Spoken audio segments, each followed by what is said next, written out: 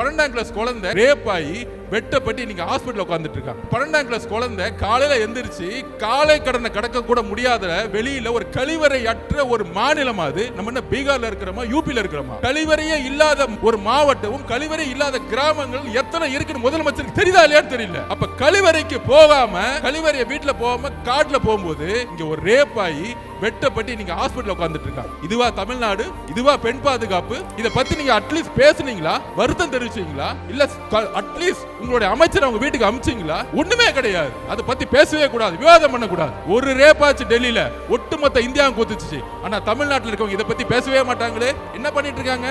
கூட்டணி அதிமுகவுடன் 3 கூட்டணி சைன் ஆயிடுச்சு. இதான் முதலமைச்சர் அன்னைக்கு ரேப் நடந்து அங்க வந்து வெட்டப்பட்டு இருக்காங்க. இங்க கூட்டணி பேசிட்டு இருக்காங்க. நீங்க அரசியல் தேர்தலை பேசுங்க.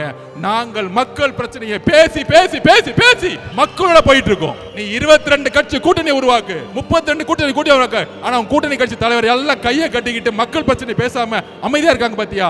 அங்கேயே அந்த எல்லா கட்சி தோழர்களும் தோத்துட்டாங்க. சமூகத்தில் அடிப்படை வசதிகள் கூட இல்லாமல் கஷ்டப்படும் நபர்களை தேர்வு செய்து அவர்களது வாழ்க்கையில் மாற்றத்தை உருவாக்க பிஹைண்ட் வுட்ஸின் சமூக நிகழ்ச்சி. உங்கள் பகுதியில் உதவி தேவைப்படும் நபர்களின் விவரங்களை இந்த வாட்ஸ்அப் எண்ணிற்கு அனுப்புமாறு கேட்டுக்கொள்கிறோம்.